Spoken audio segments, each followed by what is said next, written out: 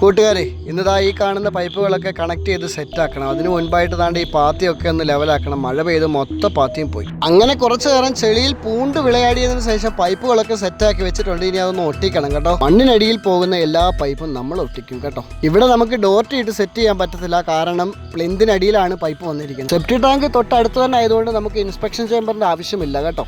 അങ്ങനെ നമ്മൾ വൈകിട്ട് കണക്ട് ചെയ്യാനുള്ള തയ്യാറെടുപ്പിലേക്ക് എത്തിയിരിക്കുകയാണ്. വൈയിൽ ടച്ച് പീസ് ഇട്ട് നേരത്തെ സെറ്റ് ചെയ്ത് വെച്ചിരുന്നു.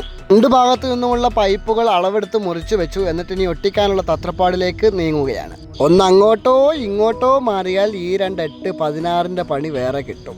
അതുകൊണ്ട് നോക്കിയും കണ്ടുമാണ് ചെയ്യുന്നത് കേട്ടോ. വൈ സെറ്റ് ചെയ്യുമ്പോൾ മിക്കവാറും കൂട്ടുകാർക്കൊക്കെ പണി കിട്ടിയിട്ടുണ്ടാവും അല്ലേ?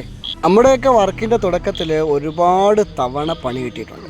ഇത്തിരി ചെവിക്ക് പിടി, അല്പം തലയിലടി, കൂടുതൽ തെറിവിളി. ഇത്രയും ആശാന്റെ കയ്യിൽ നിന്നും കിട്ടിയവരൊക്കെ ഈസി ആയിട്ട് പഠിച്ചെടുക്കും അല്ലേ കൂട്ടുകാരെ?